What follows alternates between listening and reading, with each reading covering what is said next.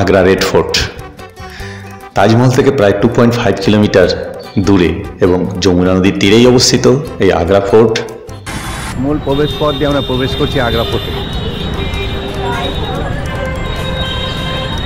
এখানেই রয়েছে booking office, সেখান থেকে টিকিট নেব।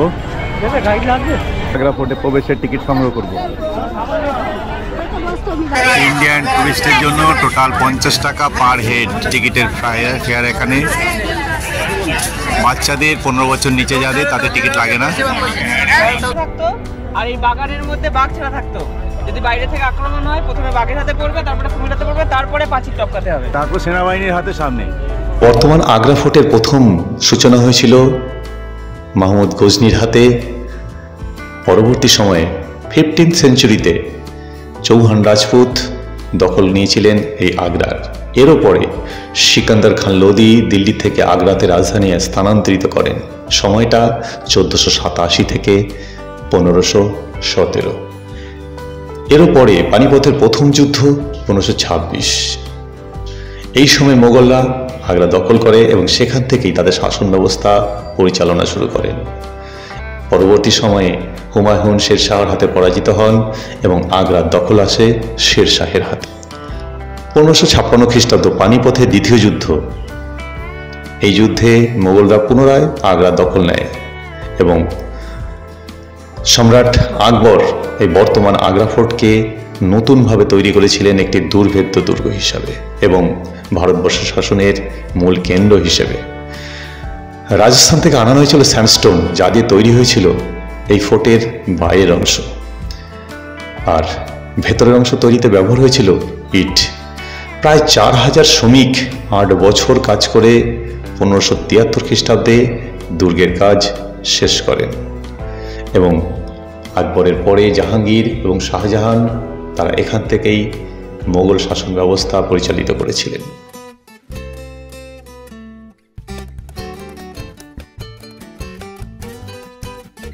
আগ্রা ফোর্টের মধ্যে আমরা এখন প্রবেশ করব।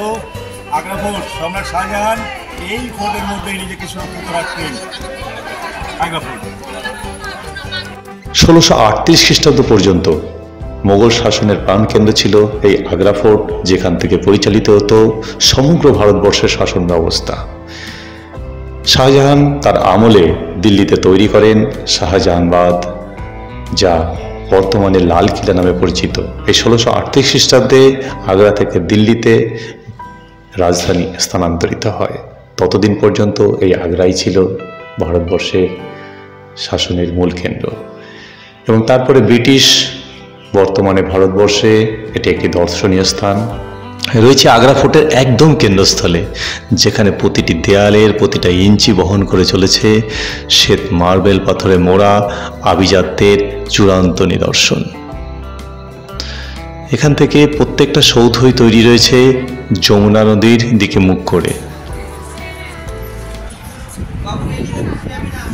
শাহজাহান এখানে বসে তার সাথে তাজমহলকে দেখত।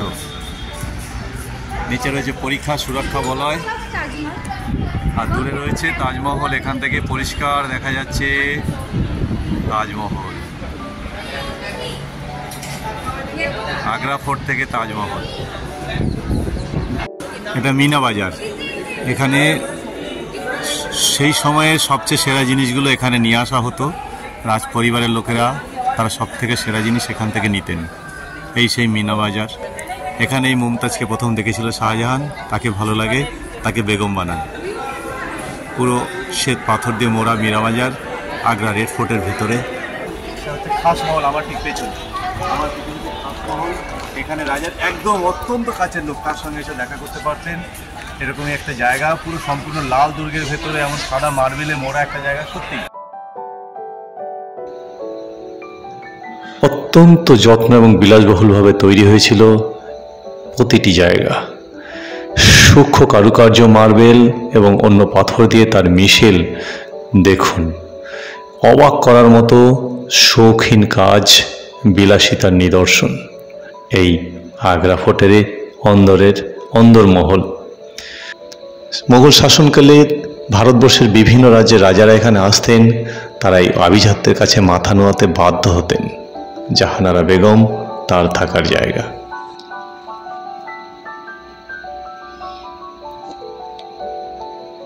গোটা মার্বেল পাথর দিয়ে প্রত্যেকটা থাম, প্রত্যেকটা অঞ্চল গড়ে তোলা হয়েছে অনেকটা তাজমহলের আদলে।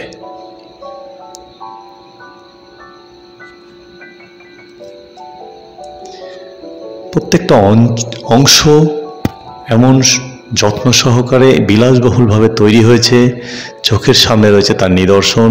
কি অসংখ্য সূক্ষ্ম কাজ মার্বেল পাথর কেটে তারপর করা হয়েছে অন্য পাথর দিয়ে, যা প্রায় 400 বছর এখনও সেই সময়কার যে আভিজাত্য তার সাক্ষী আর নিদর্শন আমাদের চোখের সামনে তৈরি রয়েছে। মাউন্টেন বা ফোয়ারা, তখন ইলেকট্রিসিটি ছিল না, তথাপি এখানে ফোয়ারার ব্যবস্থা করেছিলেন রাজ আভিজাত্যের নিদর্শন হিসাবে।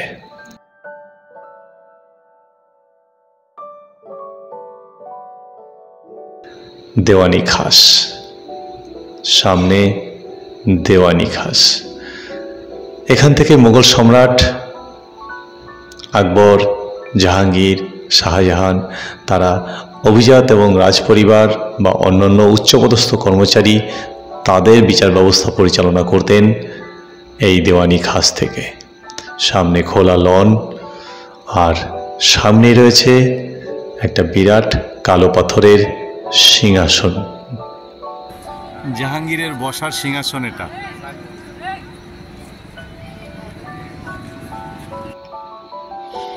সামনে যমুনা নদী বয়ে চলেছে তাজমহলের পাশ দিয়ে, আর তাজমহল পুরোপুরি উন্মোচিত এখান থেকে।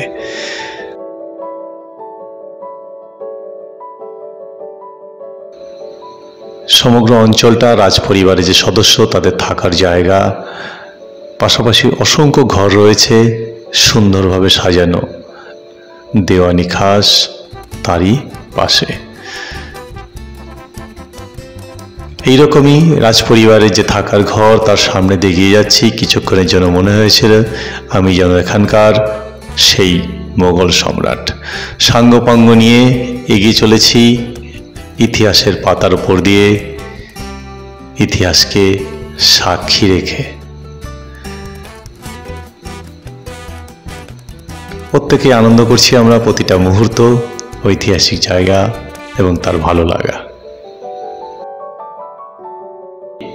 এখন রয়েছি আমরা দেওয়ানি আম, যেখান থেকে চলতো সারা ভারতবর্ষের সাধারণ যে জনগণ নাগরিক তাদের বিচার ব্যবস্থা এখান থেকে পরিচালিত হতো।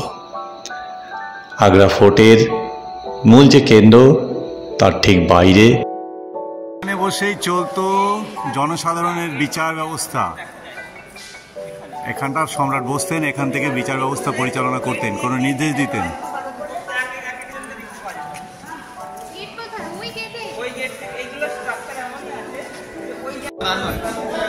মূল গেট থেকে আমরা বেরিয়ে এলাম, রেড ফোর্ট ছেড়ে বেরোবো, একদম প্রবেশ পথের একদম বাইরের দিকে দাঁড়িয়ে পড়লাম। বর্তমান সময়ে বেবি কেয়ার রুম রয়েছে, ব্রেস্ট ফিডিংয়ের জায়গা ছোট বাচ্চাদের নিয়ে এলে। আর রেড ফোর্টকে ছেড়ে আবার আমরা এগোতে শুরু করলাম। আসার সময় এই পথ দিয়ে উঠে এসেছিলাম, আবার এই পথ দিয়েই বেরিয়ে যেতে শুরু করলাম রেড ফোর্ট ছেড়ে। এবার আমাদের লক্ষ্য দিল্লি। এবার আমাদের যাত্রাপথ আগ্রা ছেড়ে দিল্লি চলতে শুরু করলাম আগ্রা ফোর্ট বাই। আগ্রায় রেস্টুরেন্টে আমাদের চলছে খাওয়া দাওয়া। 120 টাকায় ফুল মিল, যত খুশি ভাত, ডাল, সবজি নাও, তার সঙ্গে রুটি। ঠিকানাটা দেবো, এখন খাচ্ছি, খেয়ে উঠে বাইরে অ্যাড্রেসটাও দেখাবো। শাহি ডাবর রেস্টুরেন্ট, আর তার সঙ্গে রয়েছে গ্যালাক্সি জিম, একই সঙ্গে এখানেই আমরা খেলাম। অপোজিটে রয়েছে কেডি হোটেল, তার ঠিক উল্টো দিকেই খাওয়ার জায়গা। এখানে 120 টাকায় আমরা পেট ভর্তি ভেজ মিল খেলাম। Shahi Dabar restaurant, hotel the Taj residency, এখানেই আমরা রয়েছি। আর পাশে রয়েছে শান হোটেল, সুন্দর পরিষ্কার পরিচ্ছন্ন hotel the Taj residency. Reception lounge, ground ফ্লোরে রয়েছে অসংখ্য ঘর দুপাশে। এখানে রয়েছে হোটেলের নিজস্ব রেস্টুরেন্ট, খাবার কোয়ালিটি খুবই সুন্দর। আর ফার্স্ট ফ্লোরে যে ঘর আমরা রয়েছি এটা সেই জায়গা। এক্সকিউজ মি,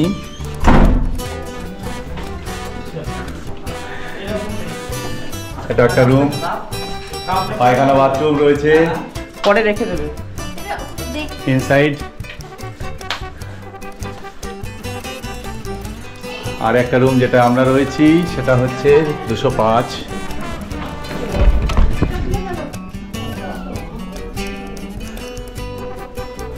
চারিদিকে মালপত্র ছড়ানো ছিটানো, বিছানা, মোটা গদির বিছানা, bathroom.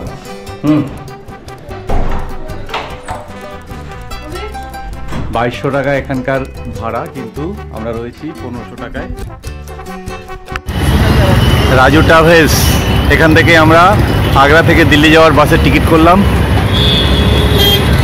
Ashok tour and travels দেখে এই বাস দাঁড়িয়ে আছে, এই বাসে এখন উঠছি।